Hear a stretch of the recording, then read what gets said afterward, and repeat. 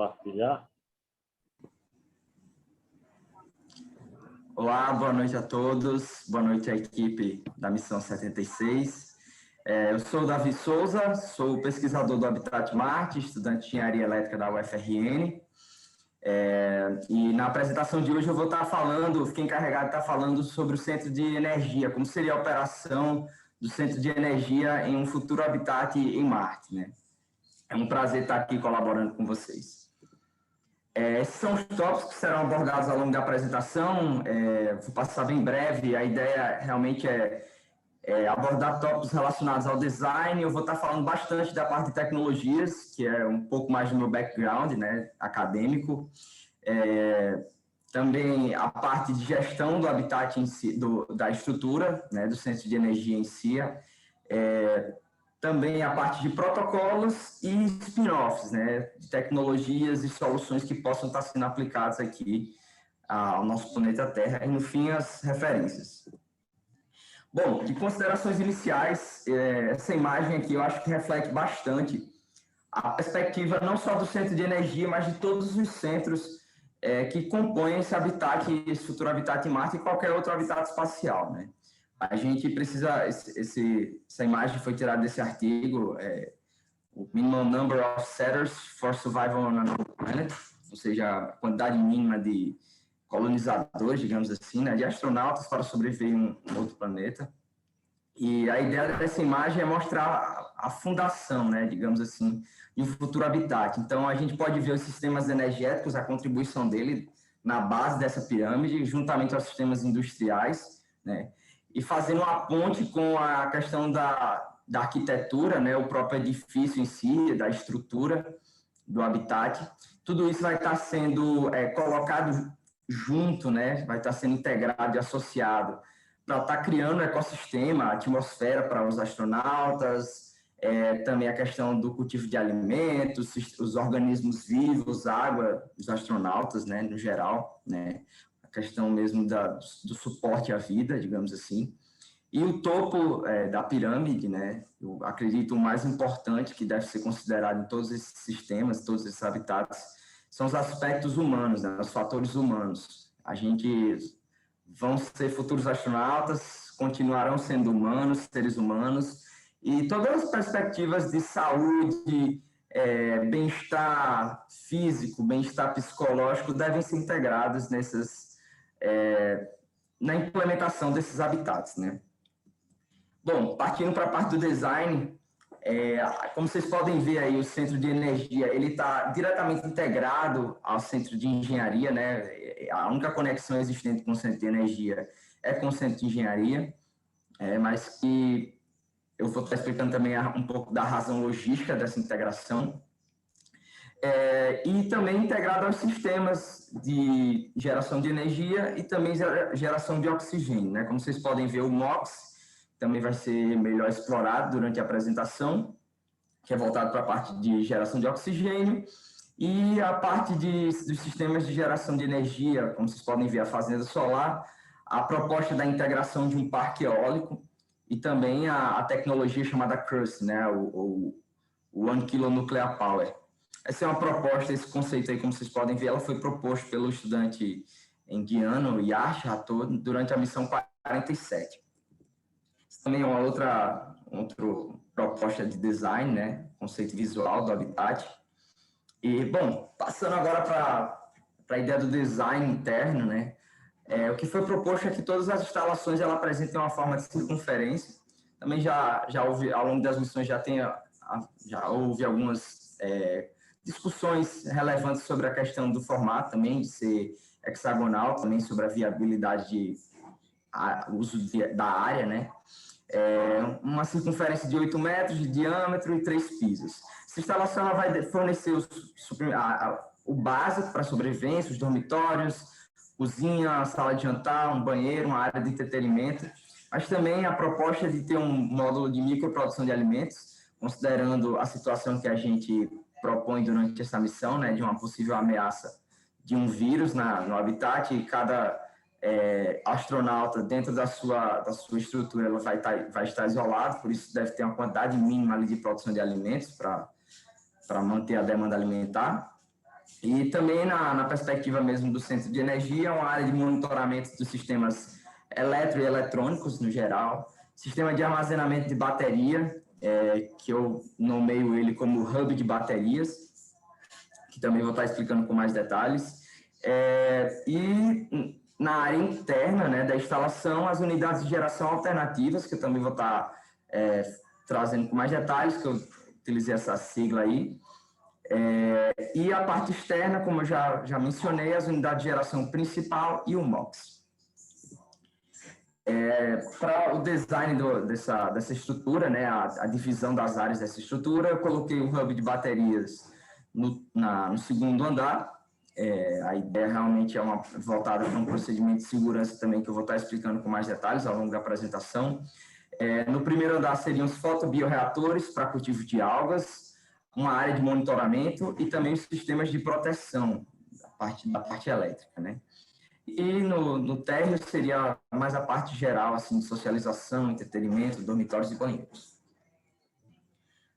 As tecnologias aplicadas para o centro de energia, né? A ideia é que esses subsistemas de energia elétrica, eles vão ser responsáveis por gerar, armazenar e distribuir energia aos sistemas gerais, né? Que eu gosto de chamar como sistemas vitais também, que seria o sistema de suporte à vida, essas são as siglas de cada um, né?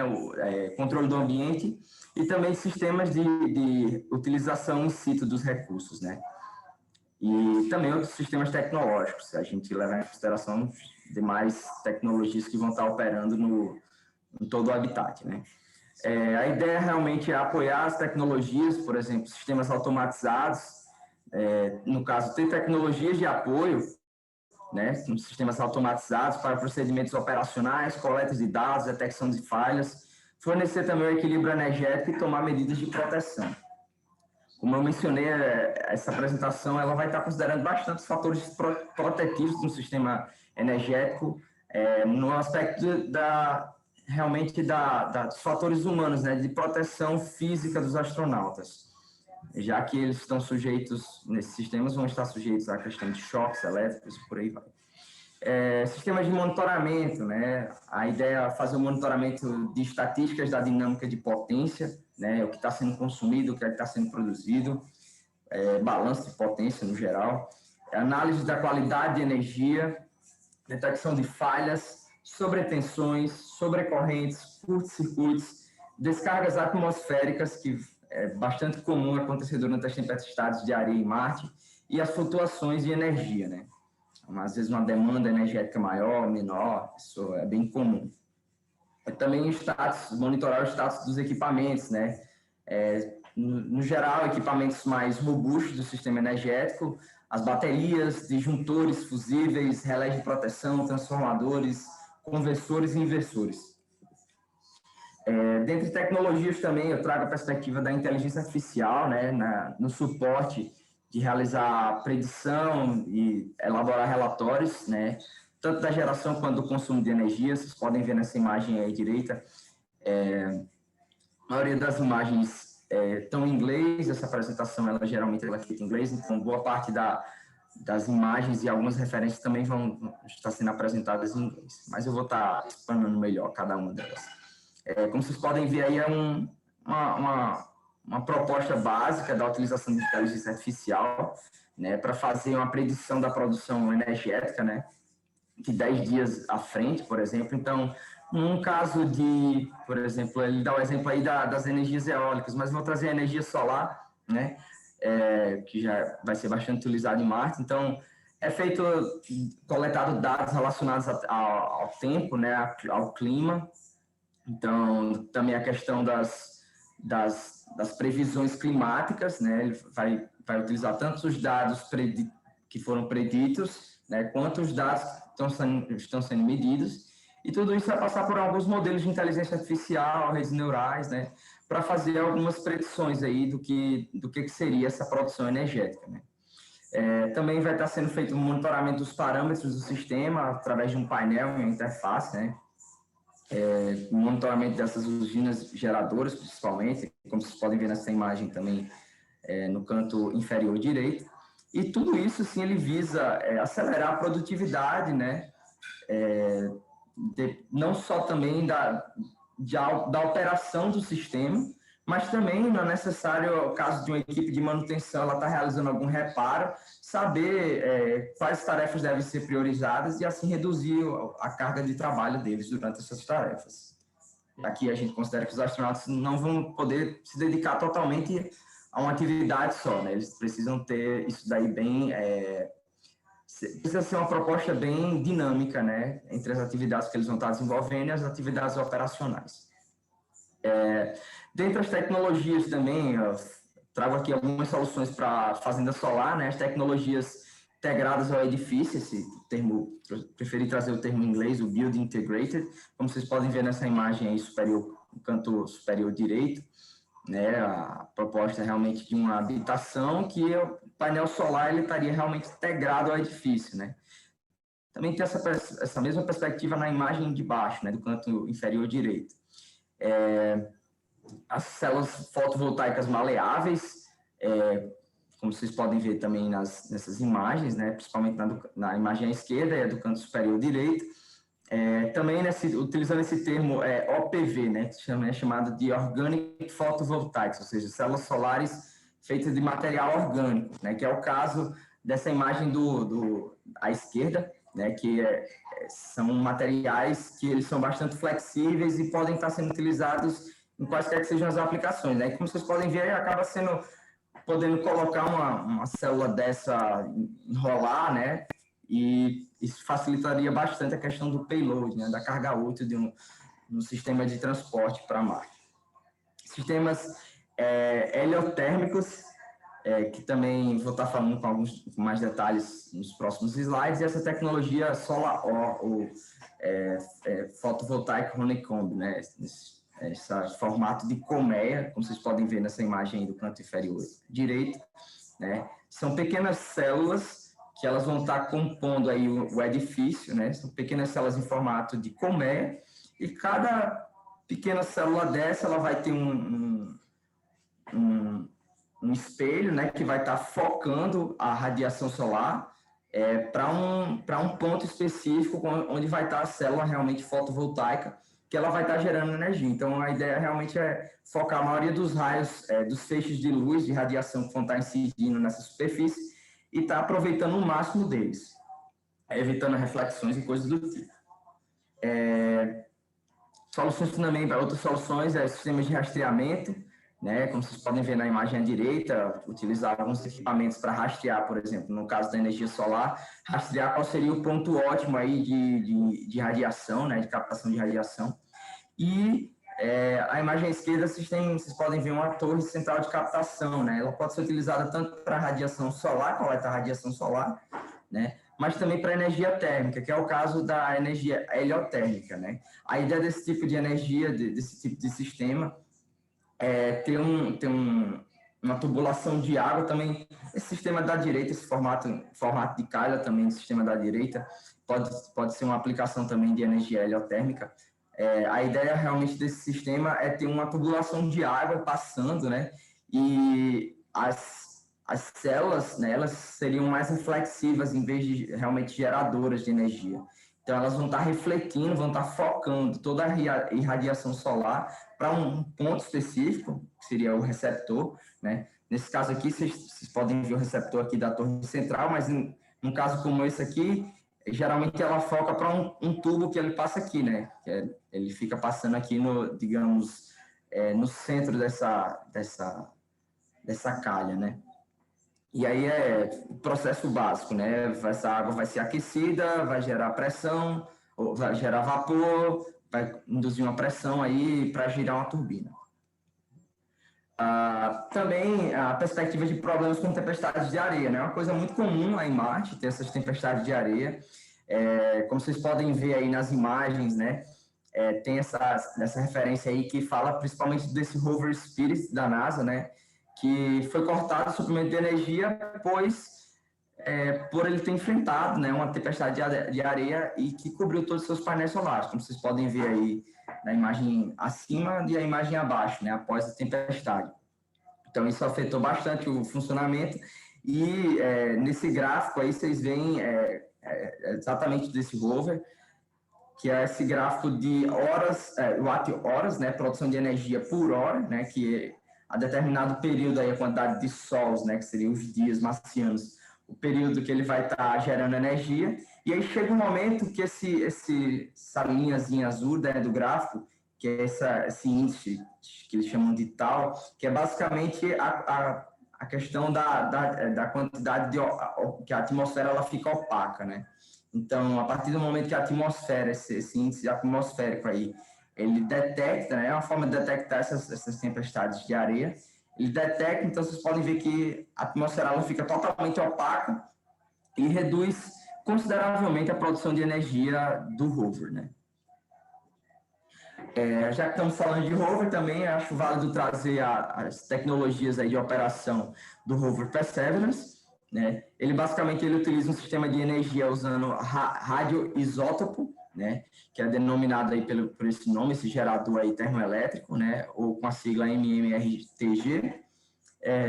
A ideia é produzir um fluxo confiável de eletricidade usando o calor da decomposição radioativa do plutônio como principal combustível, né? Além das baterias, né? A ideia é que também esse sistema ele vai estar carregando as baterias, são duas baterias recarregáveis aí de íon de lítio, vai atender às demandas de pico, né? No caso, quando o sistema está exigindo mais, tendo uma demanda maior, seja para os sistemas de comunicação ou alguma atividade a mais a ser realizada, as baterias elas vão estar fazendo esse suprimento. E só para vocês terem uma ideia de números, né? Produzido cerca de 110 watts, né? Esse combustível é capaz de produzir cerca de 110 watts, né, de produção de energia elétrica. Isso foi um dado coletado no momento do lançamento do rover e as estimativas é que hajam diminuições percentuais aí a cada ano, né? Já que a gente deve considerar nesses sistemas a questão da durabilidade dos equipamentos, da bateria também, já que são elementos químicos, também eles vão se deteriorando com o tempo. E uma solução para essas tempestades de poeira, né, de areia, seriam tecnologias robóticas, né, autônomas, esses limpadores fotovoltaicos. Se não me engano, o nome desse é um robozinho chamado Ecópia, que ele faz a limpeza aí dos painéis solares de forma autônoma, pode funcionar com água, né, mas se a gente traz a perspectiva de Marte também, que a água vai ser um recurso bastante valioso aí, para não estar sendo desperdiçado à toa, digamos assim, ele também funciona apenas com jato de ar, né? De ar para remover esses resíduos de poeira. E uma outra solução também, um pouco mais desafiadora, seria a energia eólica, né? E eu digo desafiadora pelo tamanho mesmo dos sistemas. Só para vocês terem uma ideia, durante a tempestade de areia, esse Lander Viking, né? Que é um orbitador de Marte, né? Um orbiter, ele detectou a velocidade do vento aí durante essa tempestade, taxas de 17 a 30 metros por segundo, né? Então, é uma velocidade consideravelmente boa para estar fazendo girar essas turbinas eólicas, mas, como vocês podem ver, é uma turbina de 40 metros para produzir uma quantidade de 120 a 300 quilowatts, né? É uma quantidade boa para um sistema como esse. Acredito que seria interessante para suprir a demanda de Marte, principalmente durante uma tempestade de poeira, de areia. Mas, como vocês podem ver, tem uma comparação aqui, nesse limite aqui, vocês veem que seria o tamanho da Starship, e aqui, do protótipo da Starship, né, de foguete, e aqui seria o tamanho de um sistema desse, né? Então, é um tamanho consideravelmente grande, né? Não seria viável estar realizando transporte, então acho que o que tornaria esse tipo de tecnologia factível seria a partir do momento que que essas pás, né, e o sistema como um todo, ele fosse impresso, né, com impressoras 3D aí de alta capacidade, né.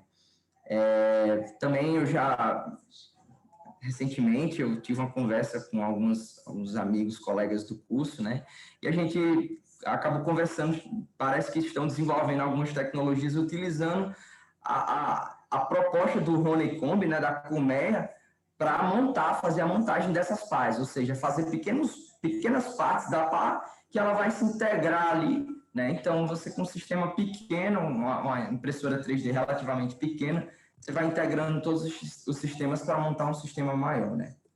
Isso é uma abordagem bastante interessante, que eu acho que pode tornar viável também o uso da energia eólica em Marte.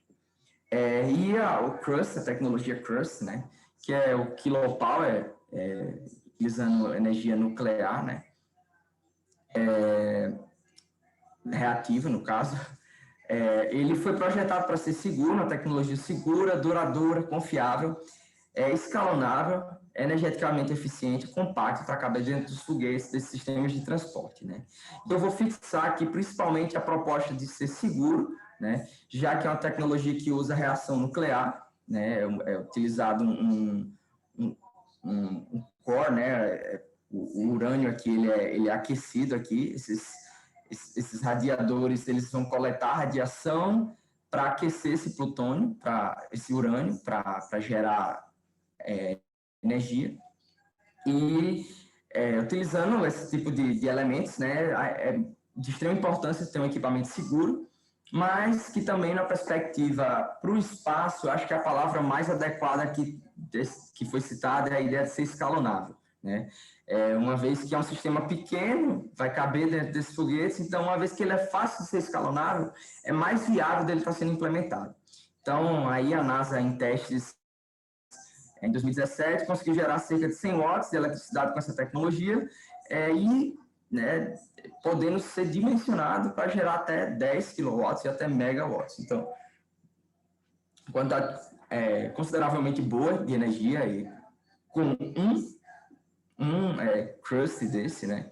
Então, podendo fazer a integração de vários, como vocês podem ver na imagem à esquerda. Né? Então, integrando vários já supriu uma demanda bem alta aí do habitat, até mesmo para alimentar o banco de baterias.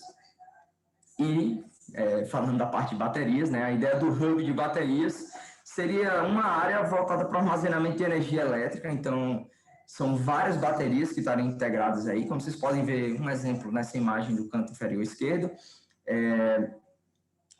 Tem um banco de baterias, também vai ter um banco de capacitores, né, para fazer principalmente correção, um termo que a gente usa bastante, correção de fator de potência, que é a ideia do quanto de energia realmente ela está sendo consumida e quanto que está sendo, digamos, desperdiçado em forma de energia magnética, né, digamos assim. Também para as baterias também, a ideia de necessário ter aquecedores e radiadores, já que a gente está lidando com baterias feitas de materiais e elementos químicos, a partir do momento que ela começa a ter digamos, uma interferência externa, assim, por exemplo, ela está exposta a um ambiente frio, isso pode acabar diminuindo a capacidade desses componentes químicos para estar armazenando energia. Também trago essa perspectiva desses dispositivos FACTs, e aí tem esse esqueminha bem simples de como eles funcionam. A ideia é realmente para lidar com as oscilações do sistema, né? Então, ele dá um exemplo aqui de um aumento da energia, da demanda energética. Então, ou seja, digamos, se tiver uma carga que está sendo, dá um exemplo na perspectiva espacial, em algum momento que esteja sendo quebrado o gelo das calotas polares. Então, vai ter uma demanda energética para esse sistema bem alta, né, para estar fazendo essa quebra. Então, isso vai fazer uma flutuação, né, vai exigir mais demanda de potência desse sistema, vai ter uma operação estável, né? E a ideia desses dispositivos é que eles estão integrados a uma ferramenta de otimização, né? Utilizando algoritmos. Então, ele vai estar localizado nos sistemas de transmissão, em alguns locais e casos distribuídos, nesse caso aí, sistemas de maior demanda, né, energética. E aí a ideia desse sistema, ele vai promover a estabilidade da tensão, da voltagem aí, para diminuir custos relacionados à oscilação, né, deixar isso de uma forma ótima, né, porque como eu disse, na perspectiva de energia elétrica, a gente tem a potência que realmente é consumida, aquela potência ativa que realiza trabalho, e a potência que ela é reativa, ou seja, a potência que ela não realiza trabalho, mas há gasto de energia com ela. Então, isso é de extrema importância para os sistemas energéticos. E eu trago também uma abordagem aqui bastante relevante, a ideia de ser um lugar para a reciclagem das baterias. Né? A gente deve considerar que todos esses equipamentos eles têm vida útil, então, a partir do momento que essas baterias elas chegam à vida útil dela, o que é que vai ser feito? Né? Um equipamento é um elemento químico, pode gerar riscos para os astronautas, então isso também deve ter uma área específica para estar sendo feita essa reciclagem, o armazenamento dessas baterias que não estão sendo mais utilizadas, né? E também os sistemas gerais, como vocês podem ver também nessa imagem aqui, na parte desses painéis, os inversores e conversores, né? Que a ideia realmente deles é fazer a conversão de energia alternada para corrente contínua e vice-versa. E a ideia das unidades de geração alternativas, né? Piso de eletroímã, vocês podem ver nessa imagem, gera em torno de 5 watts por pisada, né? Por passo. As microalgas, biocombustíveis também, que eu vou estar falando com mais detalhes. Aproveitamento da energia mecânica de esteiras e bicicletas. Então, esse aqui é só um diagrama de como seria um sistema para estar gerando energia com o uso de bicicletas, né? Isso vai ser importante, novamente, os fatores humanos aí estão integrados, então a saúde do astronauta, então isso daí vai ser aproveitado de uma forma bastante benéfica, né? Tanto para os sistemas energéticos quanto para o bem-estar físico dos astronautas. E também esses tipos de instalação, né, que seria utilizar as águas residuais, né? No Habitat Marte a gente tem uma área destinada a isso, que é chamada de Biomarte, então águas residuais, só que nesse caso aqui é para produção de energia, lá a gente utiliza para irrigação da estufa. E aqui vocês podem ver, a ideia realmente é pegar essas águas que são de desperdício, né, digamos assim, que seriam desperdiçadas, vai fazer a hidrólise térmica, digestão anaeróbica, e pode ser utilizado tanto como matéria orgânica para o cultivo de alimentos da estufa, mas também está sendo transformado em biogás para gerar energia e até mesmo aqui, ó, alimentar o próprio sistema térmico aqui para estar fazendo digamos, a limpeza dessa água, né? E aí eu trouxe essa perspectiva, é uma coisa nova dessa apresentação do Centro de Energia. Eu venho percebendo que durante as apresentações tem havido uma lacuna, principalmente voltada para esses sistemas de comunicação, né, durante as missões virtuais. Então, é um assunto que acaba não sendo abordado, deveria ser mais abordado, que é de extrema relevância, principalmente tanto pelo Centro de Engenharia quanto Centro de Energia, porque uma área, querendo ou não, é uma área de engenharia elétrica, né? Uma vez que, pelo menos aqui na UFRN, uma vez que você entra no curso de engenharia elétrica, você pode se especializar em telecomunicações. Então, também é um tema bastante relevante, inclusive uma disciplina que eu estou pagando hoje em dia, que é comunicações ópticas, então eu aproveitei para trazer essa abordagem aqui desses sistemas de comunicação interplanetária, né? A ideia é fazer uma integração de sistemas formando um canal de comunicação espacial, né? Ou seja, fazer um caminho aí do controle da missão com a estação terrestre, né? A estação realmente, eu coloco aqui no aspecto das antenas, e também a integração que vai fazer a comunicação com os habitats, né? E os astronautas. Só que nesse meio aqui, principalmente aqui entre a estação terrestre e o habitat espacial, existe o que a gente chama do espaço livre, né? E isso daqui é um termo bastante... o espaço livre em si ele é um gargalo, digamos assim, desses sistemas de comunicação, porque é onde vai ter a maior parte das deteriorizações do sinal, perda de potência e por aí vai, né? Então, a visão geral desses sistemas é voltada principalmente para serviços interplanetários. Esse termo bastante interessante, que é o Deep Space Network, ou seja, seria uma rede do espaço profundo. Então, como vocês podem ver nessa imagem aí à direita, várias conexões, realmente é uma rede, né, que é feita com diversos orbiters, no caso de Marte também alguns rovers, né, que é feita esse tipo de comunicação, e podem ser dois tipos, né, eles podem ser tanto comunicação óptica, que eu vou estar falando dele no próximo slide, mas também tem a abordagem de comunicação de radiofrequência, que acaba sendo um pouco menos viável, né, devido exatamente por sofrer mais atenuações nesse espaço livre, né. Mas, como vocês podem ver, que vai desde Marte aqui até Plutão, e a gente tem aí também o próprio Voyager, né, que é que já é um sistema que está é um sistema que ainda está em operação, né? Que foi enviado há muito tempo e está aí já viajando no espaço profundo, digamos assim. Buscar informações detalhadas sobre o sistema solar, como é o caso do Voyager, até mesmo da nossa galáxia, e, enfim, por aí vai. E aplicações radioastronômicas, né? Detectar movimento de planetas e astros e coisas do tipo. Algumas características identificar um caminho para explorar sistemas de comunicação desse espaço profundo, né? Isso foi até interessante que eu aproveitei e eu olhei uma apresentação do professor Júlio durante o Space Habitat Event, que ele deu uma introdução sobre esses sistemas, e aí foi o que despertou um pouco da minha curiosidade relacionada a isso, né, dessas aplicações de comunicações óticas, né, no espaço, e também compreender possíveis ameaças na comunicação a partir das que já foram estabelecidas com rovers, no caso de Marte, né, e orbiters, e também as naves espaciais também, por exemplo, as missões que já foram à Lua, como é que foram feitas esses tipos de comunicação, quais foram os gargalos, o que é que deu certo, o que é que não deu certo, o que é que pode ser aplicado, né? E aí surge esse novo tipo de tecnologia, né? Na ideia dessa integração tecnológica para a comunicação espacial.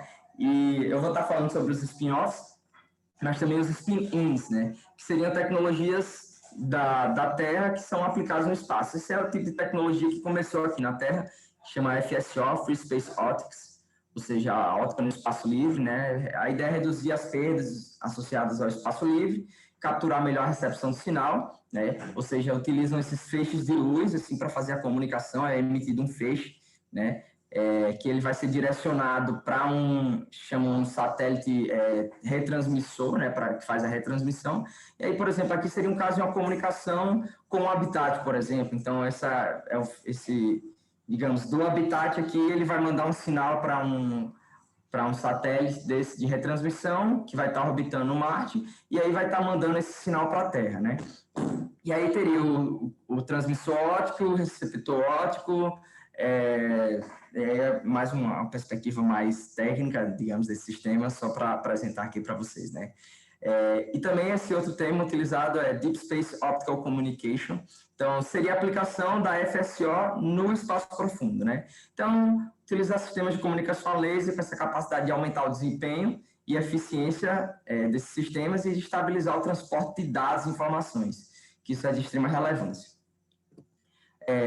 Recursos possíveis de gerar in situ, transportado da Terra, traga os fotobioreatores, cultivo de microalgas, pode ser biomassa comestível, ser utilizado como biomassa comestível, biomassa combustível ou biocombustível, também utilizada para conversão de gás carbônico em oxigênio e tratamento de efluentes. E aí eu trago essa tecnologia aí também, já que teria gerando algas, produzindo algas no espaço, né? Seriam gerados in situ. Então, gerar células, né? Desenvolver células combustíveis com algas, seria bastante interessante esse biofotovoltaico, esse termo biofotovoltaico, né? Então, uma densidade aí de potência de 0,5 watts por metro quadrado de célula.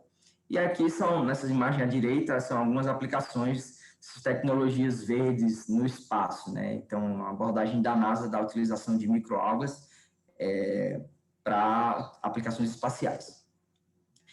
Produção de oxigênio, né? Também é de extrema necessidade, combustíveis, como eu mencionei anteriormente, esses circuitos alimentadores e otimização da rede para redução de custos energéticos. Então, tudo que pode estar sendo gerado in situ, ele vai visar exatamente essa redução de custos energéticos, né? E também o que vai ser transportado da Terra visa exatamente a otimização dessa rede energética e também de suprimentos. E aí eu trago a abordagem do MOX, que é esse experimento que foi mandado no Perseverance. A ideia realmente é um protótipo para verificar os efeitos do funcionamento da produção de oxigênio a partir do CO2 da atmosfera, né, marciana, e que é basicamente um percentual aí de 96% de gás carbônico na atmosfera marciana. Então, para a produção de oxigênio isso pode ser de extrema relevância. Já foi testado esse equipamento, conseguiram gerar já conseguiram gerar a primeira molécula de oxigênio e basicamente utiliza o processo de eletrólise aí para fazer a conversão, né? A parte de gestão, né, eu trago essa proposta de estrutura organizacional para a rede elétrica, Então, teria o centro de energia, que ele vai estar sendo entregue para ele, né, no sistema geral, digamos assim, um cérebro aqui do sistema. Teria os sistemas de geração, as unidades de geração alternativa e principais, né, vinculado a esses dois sistemas, teria a área de monitoramento, então os sistemas de monitoramento vão estar aqui juntamente aos sistemas de proteção, e aí vai estar sendo entregue, né, do centro de energia para a área social, né, os outros habitats. Aqui eu coloco para o centro de energia, mas que também seria fornecido na perspectiva geral para todos os habitats, né, para todas as outras estruturas. Então, a parte social, produção de alimentos, dormitórios, outras tecnologias.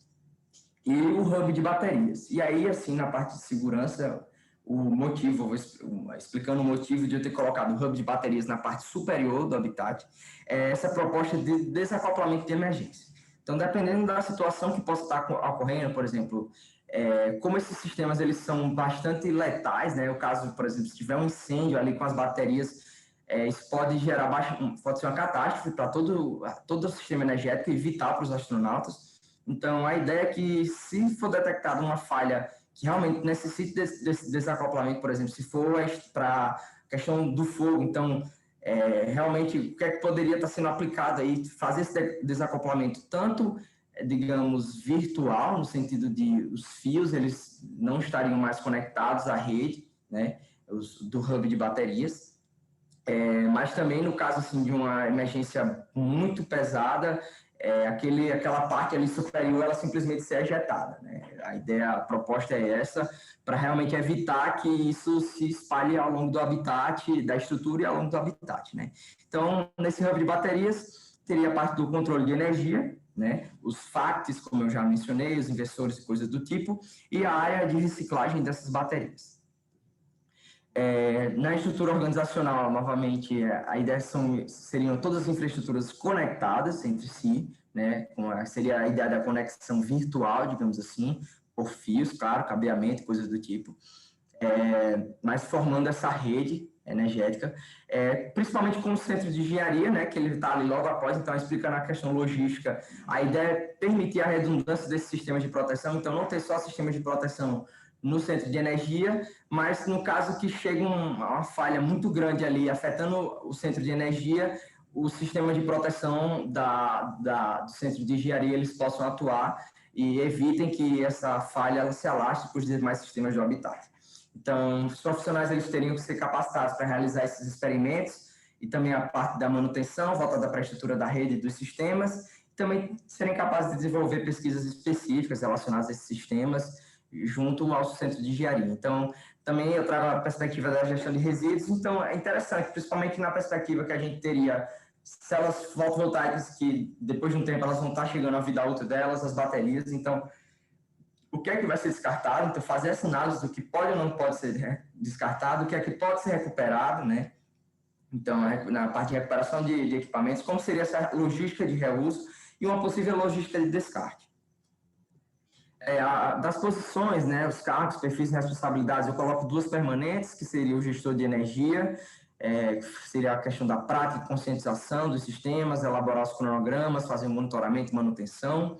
E o engenheiro-chefe, ele seria realmente, no caso, o gestor, ele faria o cronograma do monitoramento, né, e da manutenção, e o engenheiro-chefe, ele iria conduzir as manutenções, né, iria fazer a instalação dos equipamentos, e também ele seria responsável, seria estritamente qualificado para realizar essas atividades que eu coloco in loco, né, ou seja, digamos, tem uma falha ali com o crust, e ele seria o responsável por conduzir a atividade, o astronauta é responsável pela atividade extraveicular para ir lá realmente no local onde teve aquela falha e verificar os sistemas. Aplicar os protocolos de segurança que eu vou mencionar também com mais detalhes. As funções a serem preenchidas seriam chefe de estrutura, subchefe, analista de sistemas, profissional TI, chefe de manutenção. Eu coloco a ideia realmente de ser uma coisa alternada, né? Essas duas posições permanentes, elas poderiam estar alternando entre si nessas atividades, né? Já que os astronautas eles devem ter essa abordagem multidisciplinar, né?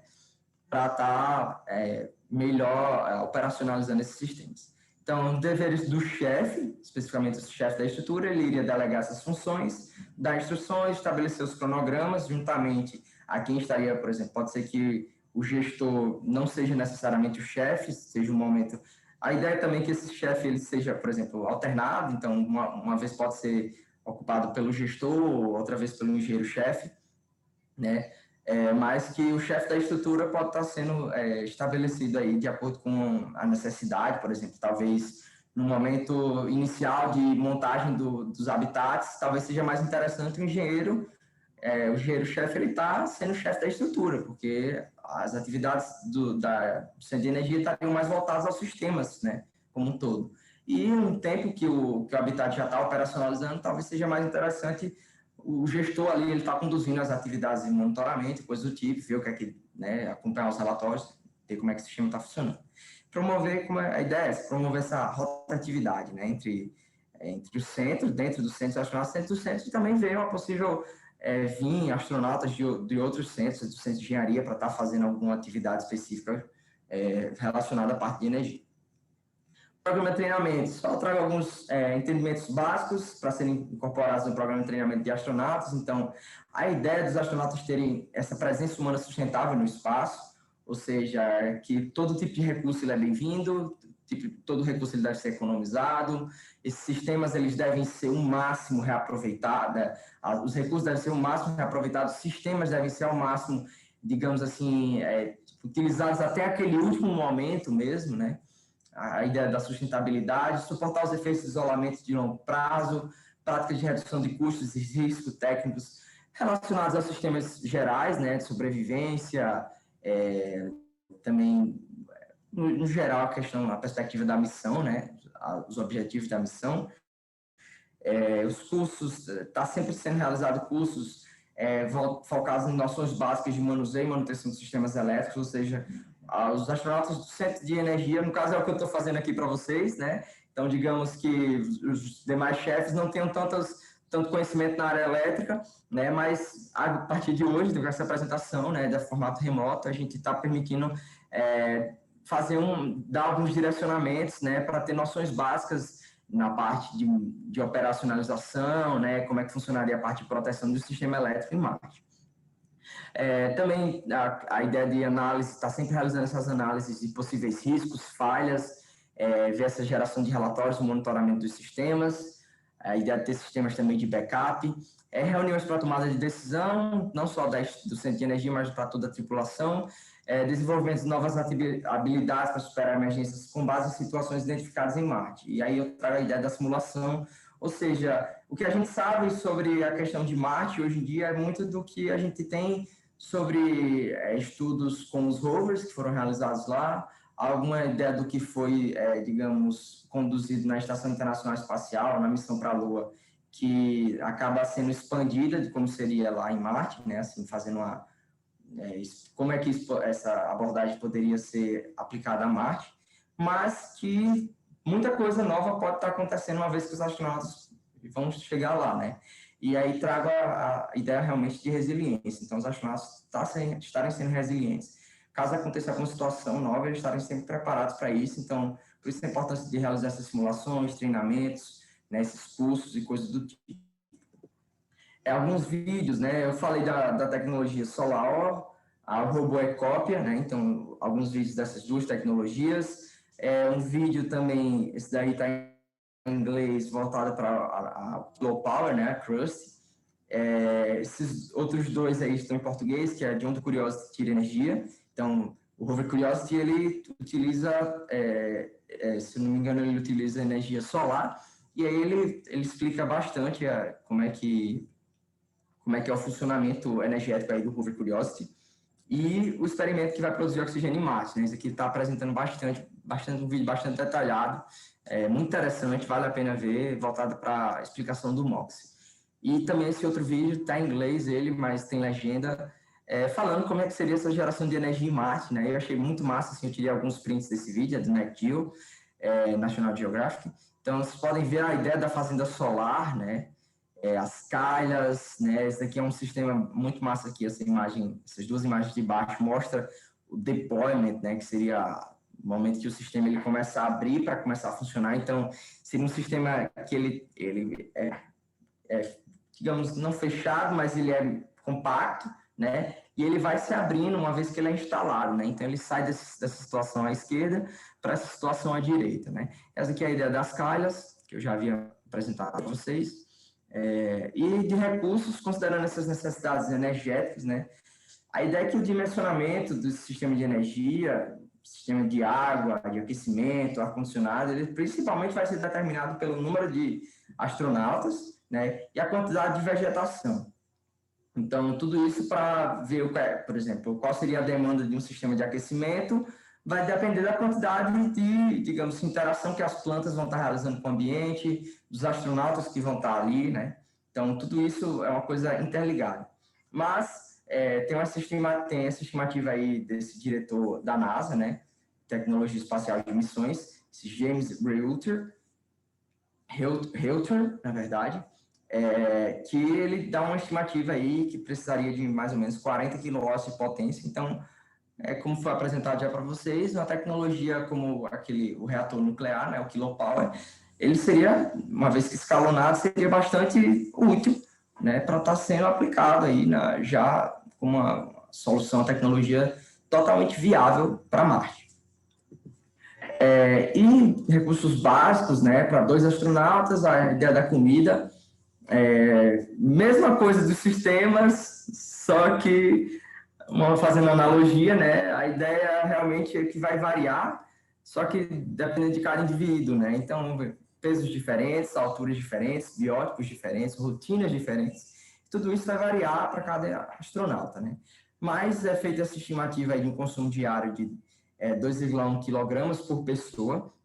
Vale salientar que esse não foi um número que eu tirei assim, do nada, né? Foi uma análise feita nesse artigo, que inclusive foi realizada na estufa FEG da Eden ISS, que está aqui atrás no meu background, né?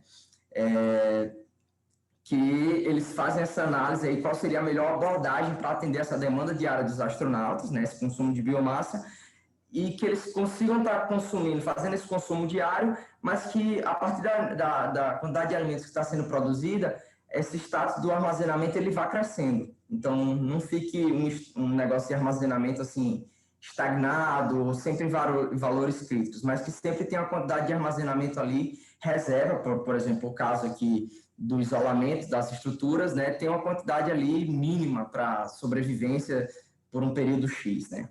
E aí, uma quantidade, fazendo os cálculos, a quantidade por semana para os 2 astronautas seria algo em torno de 40 quilogramas.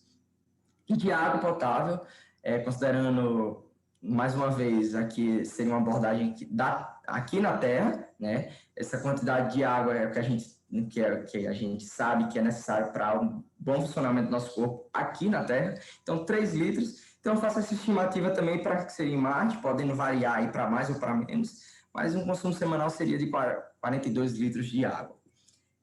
Orientações, né? A ideia para as outras instalações está orientando em relação aos indicadores de consumo e controle de uso de energia. Então, cada astronauta ele está sabendo ali na sua instalação, por exemplo, até mesmo um médico, ele saber como é que está sendo ali o funcionamento, digamos, de um sistema de cirurgia, né? Como é que está o consumo, ele tem uma ideia básica ali, porque se ele notar algum problema, alguma variabilidade ali no sistema, isso é um sistema que pode, caso esteja sendo utilizado, ele pode ser vital para um astronauta, né? Então, é de extrema relevância ter essas orientações, né? Práticas de economia no geral, né? Economia de recursos, orientações básicas de treinamento para manuseio e manutenção preventiva de equipamentos eletrônicos. Então, no caso agora de isolamento, que os astronautas do Centro de Energia não vão estar podendo ir nas outras instalações de habitat, realizar essas manutenções. Então, é interessante que cada astronauta também ele tem um entendimento básico aí para estar realizando, nem que seja uma manutenção ali preventiva, né, para não chegar a ter aquela corretiva, que é mais complicada, mas ele esteja sempre ali em contato, né, de forma remota com os astronautas do Centro de Energia e está fazendo esses check-ups, né. Então, relatórios inteligentes, utilizando aí inteligência artificial para estabelecer essa correlação entre várias variáveis do sistema e maximizar essa eficiência energética. Como eu mostrei lá no início, por exemplo, da quantidade de energia que estaria sendo produzida, por exemplo, com uma variável climática, assim, pode parecer que não tem uma coisa não tem a ver com a outra, mas muito pelo contrário, né? E outros fatores aí, outras variáveis que possam ser relevantes, né? Protocolos de orientações energéticas vão ser abordados nos próximos slides, nos próximos tópicos, e alertas sobre falhas e emergências. Então, trazendo para a perspectiva de protocolos, trago esses protocolos para a rotina da instalação, centro de energia. A ideia realmente é rastrear e monitorar remotamente notificações do sistema relacionadas a esses desvios e irregularidades dos sistemas vitais. Eu coloco esses dois sistemas vitais, que seria o sistema de suporte à vida, parte de geração de oxigênio, temperatura, pressão aí para os astronautas, controle ambiental também, né? Eles estão, na verdade, é uma sigla só, né? Chamam SLSS, ou seja, Controle Ambiental e Sistema de Suporte à Vida, mas aproveitei aqui para dividir para vocês terem ideia que são duas abordagens diferentes, mas que está tudo integrado, né? Então, deve haver esse controle do sistema, então esse controlador, ele vai estar sendo responsável por estar recebendo dados da rede elétrica, né, como um todo, de todos os habitats, o que está sendo produzido até mesmo, por exemplo, no caso da estufa, ela poderia estar produzindo de matéria orgânica, utilizando um biodigestor. Então, é interessante estar recebendo esses dados também de produção. A parte da geração, no caso, geração alternativa na própria instalação e a geração principal, as baterias, né, os status da bateria, os equipamentos. Também está realizando um monitoramento e está também, digamos, manipulando e controlando realmente as cargas, né, das infraestruturas, essas cargas principais. Eu coloco cargas principais que seriam esses sistemas que demandam maior quantidade de potência, e os sistemas de proteção. E tudo isso ele vai estar integrado a uma interface que seria máquina-operador, né? Então, permitir que os astronautas eles tenham uma interface ali, digamos, intermédio, né, entre tecnologia e os sistemas, né? Entre eles e os sistemas tecnológicos, no caso. Então, para estar vendo os status desses sistemas. Protocolo de segurança, então, procedimentos de isolamento rápido, né? Então, seria um passo a passo aqui no caso de uma falha, um curto-circuito, uma descarga atmosférica, verificar qual o tipo de desacoplamento de emergência poderia estar sendo feito, né? Qual é que seria? Seria aquele mais um desacoplamento virtual, seria o físico, né?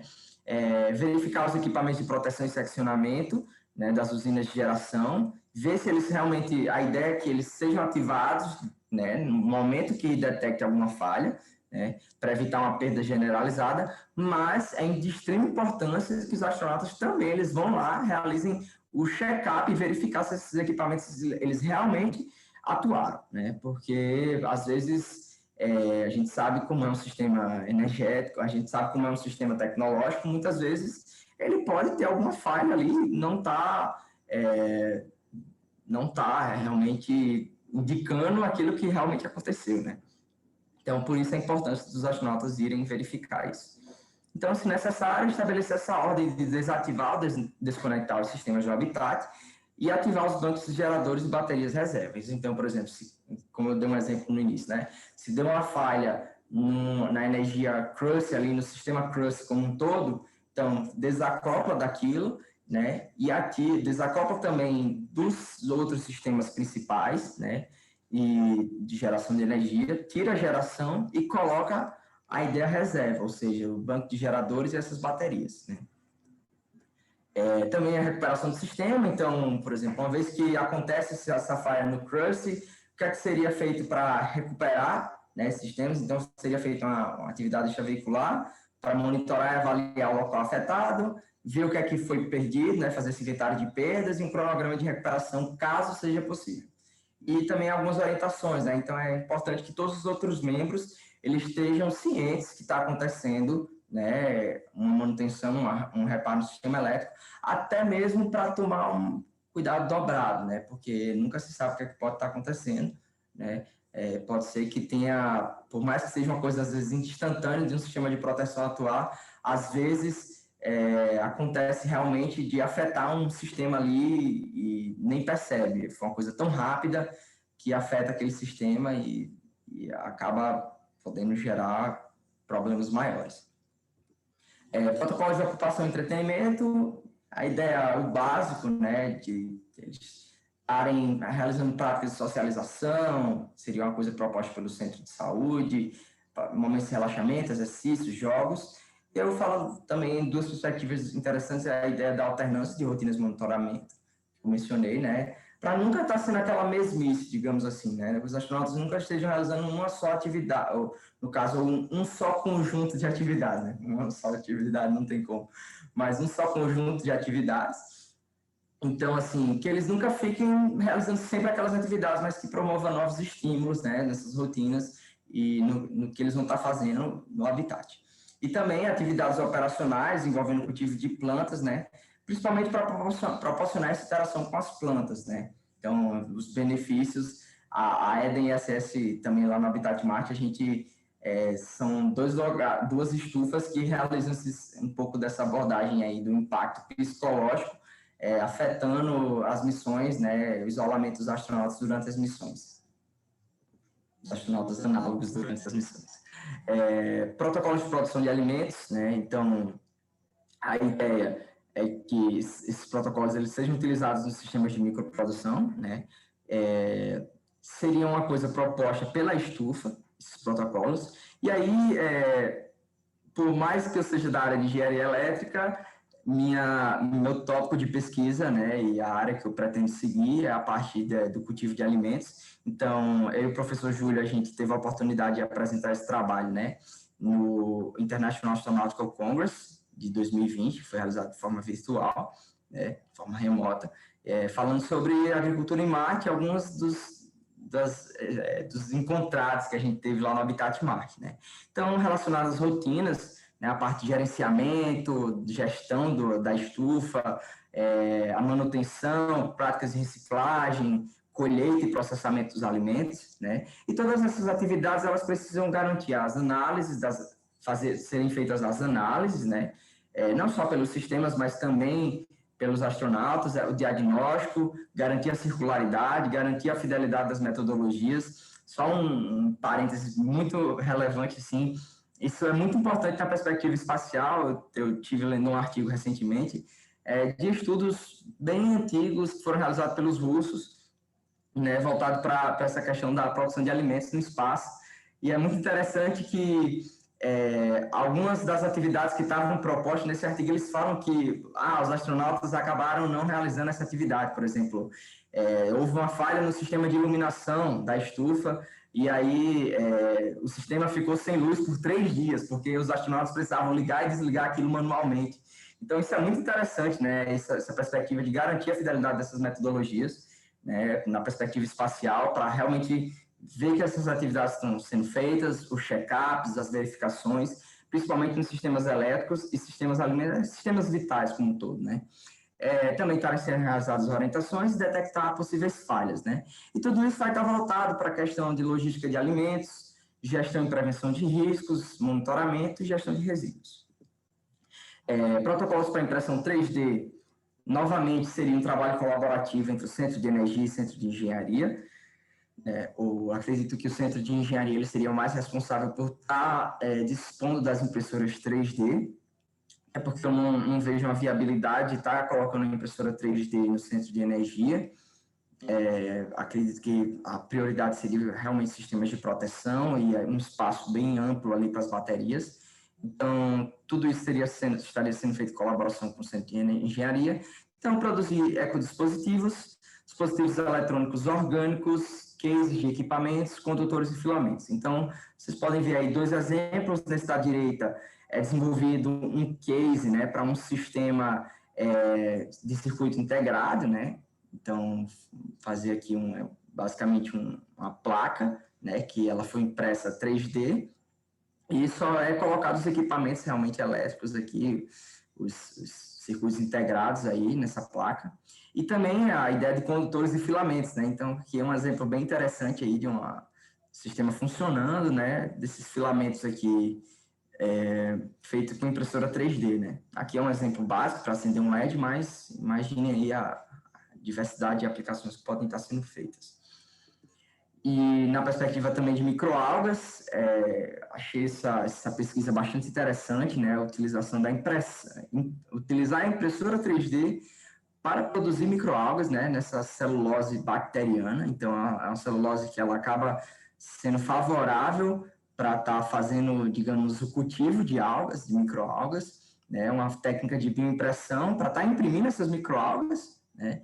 Em um material vivo e resiliente que vai permitir realizar a fotossíntese e trazendo aquela perspectiva inicial, quando eu falei das microalgas, de estar gerando energia, né? E ao mesmo tempo a questão da produção de oxigênio, né? E acaba sendo também uma tecnologia muito aplicável aqui para a Terra, na ideia de ser um material de vida sustentável, né? A ideia da reciclagem também, de ser biodegradável, então isso facilita bastante nessa questão do descarte, uma vez que acaba não sendo mais uma utilização, acaba não sendo mais viável estar sendo utilizado esse tipo de tecnologia, ou fica obsoleto, ou para de funcionar, digamos assim, né? Seja qual for a situação. E uma outra perspectiva que eu falei no início também da apresentação, mas trazendo aqui a abordagem das células fotovoltaicas orgânicas, né? Que é uma tecnologia, esses OPVs, é uma tecnologia que está sendo bastante desenvolvida, bastante aplicada lá fora, já está sendo bem comum, né, em muitos edifícios lá fora, vou estar apresentando no próximo slide. Então, fabricação de baixo custo para reduzir os custos de produção, utilização de materiais abundantes, materiais orgânicos, né, bastante disponíveis na natureza, flexibilidade, baixo peso, um descarte adequado e a principal característica aí, né, desse tipo de tecnologia que é possível também ser feita em impressão 3D. Então, uma vez que tem uma impressora e a matéria orgânica necessária para fazer isso, por que não, em vez de estar levando, por que não produzir lá no próprio habitat, né?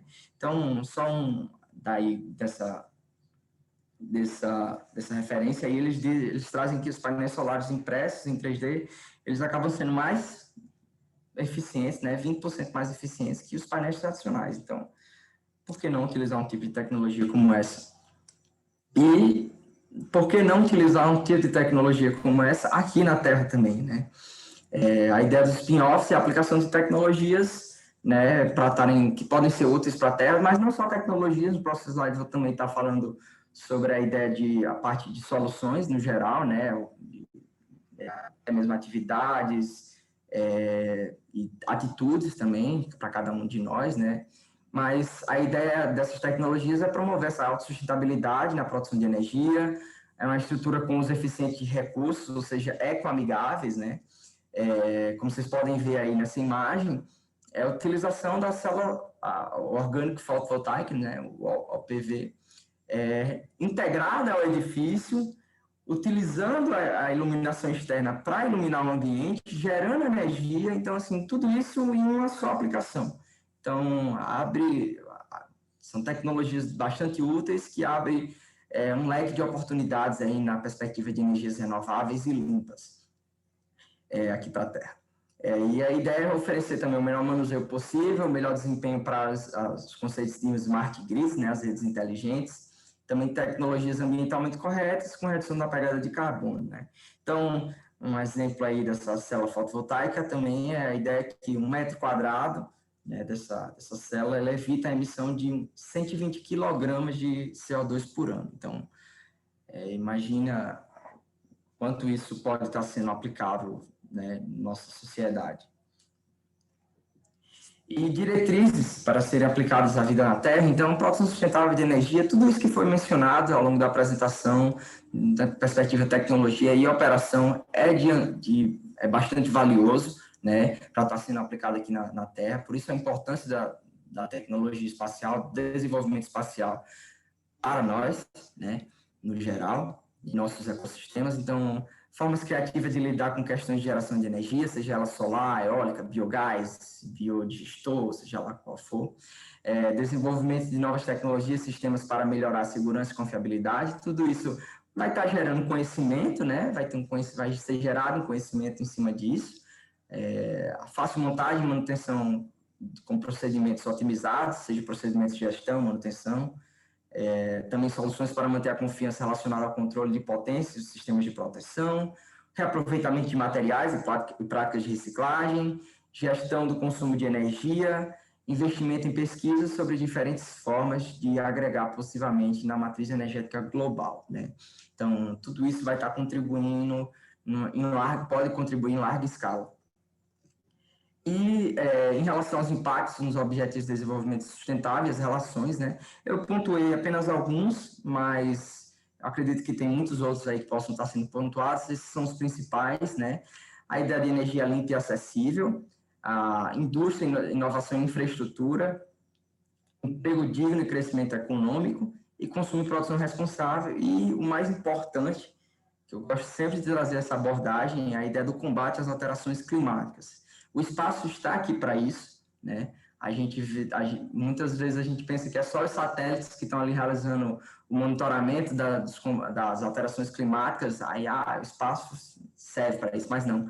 Tudo isso que eu apresentei na perspectiva de energia elétrica, que eu poderia estar apresentando sobre estufa, saneamento, as demais infraestruturas que, inclusive, os membros da equipe possam estar apresentando também nas suas respectivas apresentações, pode ser muito útil para o combate às alterações climáticas. E se não nós, que detemos desse conhecimento, que sabemos que o espaço pode contribuir com isso, né? Por que não utilizar o espaço como uma ferramenta para auxiliar no combate às alterações climáticas, né? E mostrar que o espaço realmente pode beneficiar a vida aqui na Terra, né? Então, é isso. Essas são minhas referências e meus contatos. Foi um prazer aqui estar apresentando fazer essa apresentação para vocês. Aos que forem ver esse vídeo posteriormente, tiver alguma dúvida, quiserem algum esclarecimento, podem mandar um e-mail, né, como vocês podem ver aí na tela, e para a equipe, se alguém tiver alguma dúvida, algum questionamento, eu estou aberto agora. Obrigado pela atenção.